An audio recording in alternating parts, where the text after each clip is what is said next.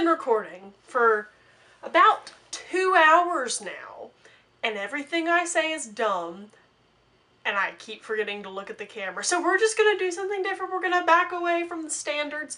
We're gonna take the grid, we're gonna go off the grid, and we're going to just say words and just see where we go from there. We're just gonna take some.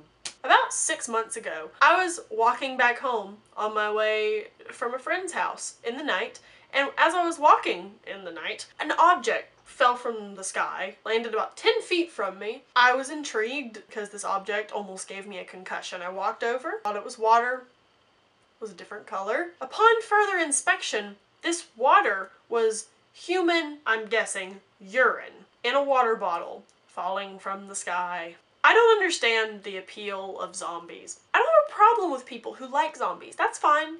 I like some stuff that other people don't like. But my real problem lies with when you start acting as if the zombies are real and that the zombies can happen. I have an issue with this because it's not possible. I recently moved my being and my belongings, a lot of my belongings, from the islands of Hawaii to Alabama. And I used airplanes for this because you cannot cross an ocean in a car. Anyway, I learned some valuable lessons about airports. Airports, airplanes, air travel is terrifying because when you're in the airport, it's like, that's where all the bad things happen. That's where bombs go off. That's, you know, they have all those rules about what you can bring through. And it's like, you know, if there's a rule against hairspray, there's a reason for that. What is that reason? And why is it so strictly enforced? Also on these flights, I learned the value of checking the luggage limits for your luggage, the weights and things, because otherwise you might just be sitting in the middle of an airport crying, theoretically, literally,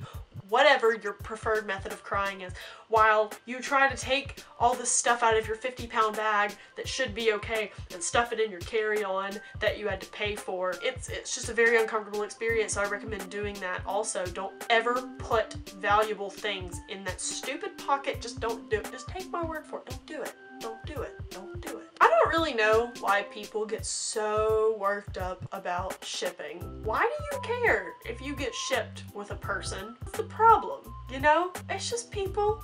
It's a thing people do. I used to do it all the time with people I know in real life. Just let it happen. Just be like, okay, cool. Thanks for your opinion. Bye.